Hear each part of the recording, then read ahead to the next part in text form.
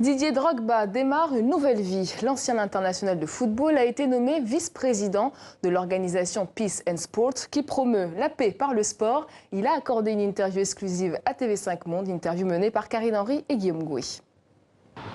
Alors, vous êtes l'un des meilleurs attaquants de la planète foot à Marseille, en France, pour devenir une idole. Il vous a fallu une saison, 8 à Chelsea pour devenir une star. Didier Drogba, bonsoir. Bonsoir. Merci d'être avec nous. Merci. Alors, vous venez d'accepter le poste de vice-président de l'organisation internationale Peace and Sport. Dites-nous pourquoi, tout simplement. Tout simplement parce que ça fait quand même un peu plus d'une dizaine d'années que je suis impliqué dans tout ce qui est paix et le savoir-vivre ensemble. Et Peace and Sport, c'est une organisation qui me correspond, qui est active depuis 10 ans aussi et qui a ce côté aussi neutre, étant basé en principauté. Et c'est une manière de pouvoir avoir un effet sur les gouvernements, sur les États, les différents États, de manière apolitique. Et donc c'est pour ça que je trouve que ça correspond très bien à ce que j'ai fait, à ce que j'ai pu faire et puis ce que je continue de faire en ce moment. Alors, vous étiez jusque-là champion de la paix pendant un an. Qu'est-ce que ce rôle va vraiment changer dans votre manière d'agir? Est-ce que vous allez avoir un peu plus de pouvoir? Non, c'est plus une continuité et surtout aller auprès des gens. Il y a quelques mois, j'ai pu rencontrer en Colombie, par exemple, l'ancien président Dos Santos. Et voilà, c'est une zone qui a été vraiment touchée par des années et des années de crimes, de guerre civile, entre guillemets. Et de passer un peu de temps là-bas et de pouvoir avoir une vraie implication et d'avoir l'opportunité de partager la table avec l'ancien président, c'était vraiment un bonheur et une chance extrême. Donc c'est vraiment ce que je souhaite faire et dans ça que je veux m'impliquer. Alors justement, vous parlez de la Colombie, là où vous apprenez même à des enfants à faire des ballons avec des matières de recyclage comme celui-ci. Mais est-ce que vous avez des projets pour le continent et aussi pour la Côte d'Ivoire? Oui, on a déjà les Jeux de l'amitié qui ont été mis en place depuis 10 ans. Qui ont déjà eu lieu avec le Rwanda, la République démocratique du Congo et le Burundi. Tout le monde sait que c'est une zone assez sensible.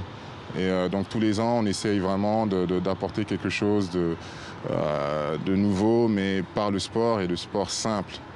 C'est-à-dire, quand vous dites le sport simple, c'est pouvoir construire ce genre de ballon et d'impliquer tout le monde dans ce genre de projet. Et surtout, l'objectif final, c'est la paix par le sport.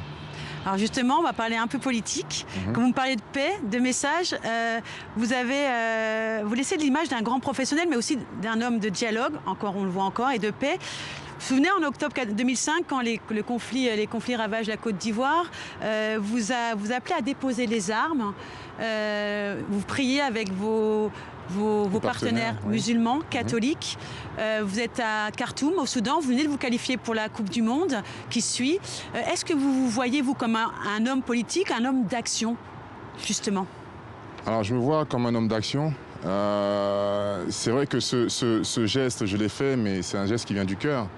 Et c'est un geste apolitique. C'est vraiment un cri du cœur pour quelqu'un qui aime sa patrie, qui veut vivre dans la paix et qui a des parents qui vivaient en Côte d'Ivoire, qui a des frères, des amis, des voisins qui ne se parlaient pas pendant longtemps.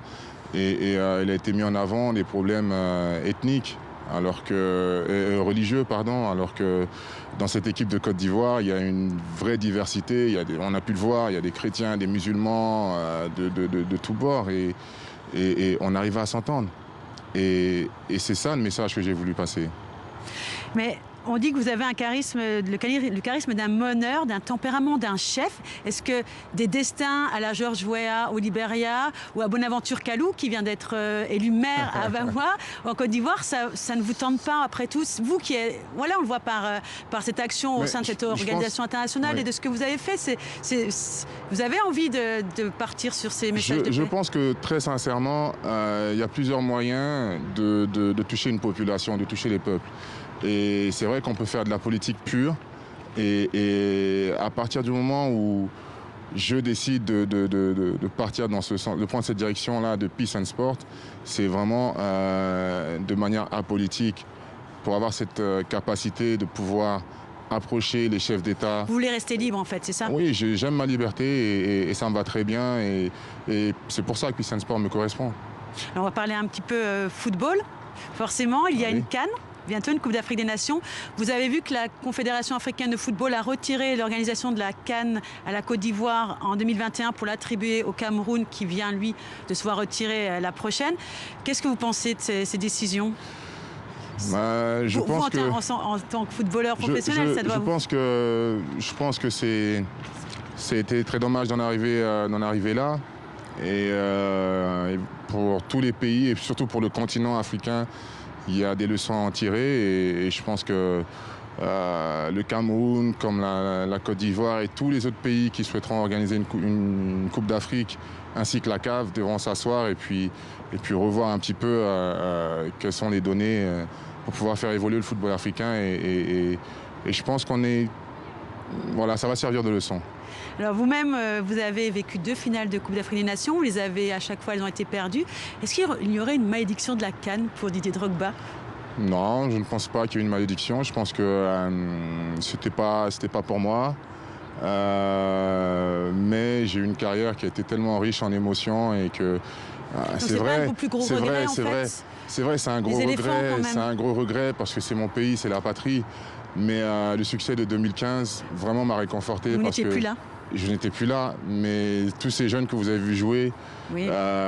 ils ont évolué avec nous, ils ont grandi avec nous, et puis tout ce qu'ils ont appliqué lors de ces matchs, c'est tout ce qu'on leur a appris. Et c'est ça aussi la vie. On ne peut pas tout le temps remporter des trophées, on ne peut pas tout le temps gagner, mais par contre on peut transmettre quelque chose, et je pense que c'est ce qu'on a pu faire, et c'est ce que j'ai pu faire. Pourquoi ne pas transmettre et remporter un trophée en tant que sélectionneur des éléphants? On ne peut pas tout faire en même temps.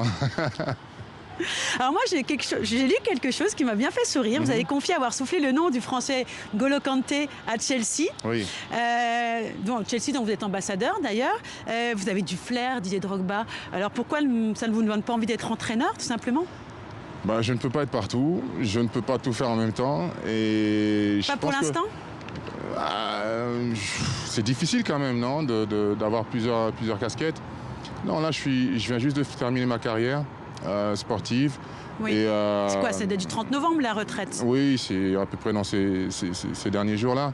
Et non, je suis vraiment content aujourd'hui d'être ambassadeur de Peace and Sport. C'est vraiment ce qui me correspond, c'est vraiment ce que j'ai envie de faire. C'est à plein temps en fait, c'est ça, c'est qu'il n'y a pas d'autres pistes, il n'y a pas pour l'instant d'autres envies. C'est vraiment un engagement à 100%. Il y a d'autres envies, mais je vais prendre le temps de bien me reposer, de bien réfléchir à ce qui me correspond, parce que tout le monde ne peut pas être entraîneur. C'est pas parce qu'on a eu une grande carrière qu'on va forcément être un grand entraîneur. Maintenant, il faut prendre les décisions, faire les bons choix, discuter avec la famille et voir ce qui me correspondra le mieux. Alors justement, vous avez disputé votre dernier match professionnel, c'est le 8 novembre dernier avec Phoenix, qui est la 2e division américaine. Rising, oui. Vous avez retouché le ballon depuis? Non. Ça vous manque? Il y en a un juste là. Oui, mais avec le pied, j'entends. Dribbler. Non, ça... Pour l'instant, non. Pas envie? Non, parce que j'étais tellement occupé que je n'ai pas eu l'occasion de toucher le ballon. Donc vraiment, c'était une belle fin de carrière qui s'est terminée avec beaucoup de joie, mais aussi un peu de tristesse parce que c'est quand même un rêve de gosse qui s'achève. Mais de la plus belle des manières parce que, encore une fois, j'ai pu retransmettre un peu de mon savoir-faire à tous ces jeunes-là et les voir évoluer comme je les ai vus évoluer ces dernières années. Je me suis dit, bon, ça y est, tu as fait quelque chose de très bien, maintenant on passe à autre chose. Un rêve de gosse, maintenant un travail d'adulte presque, si on peut dire. Voilà. Est-ce qu'il y a des choses que vous vous interdisiez quand vous étiez joueur professionnel? Je sais pas, manger des choses et qu'aujourd'hui vous pouvez vous permettre des Non. En fait, j'ai cette chance-là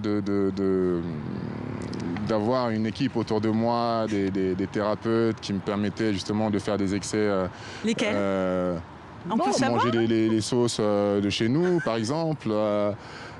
Faire un bon repas et pouvoir récupérer assez rapidement.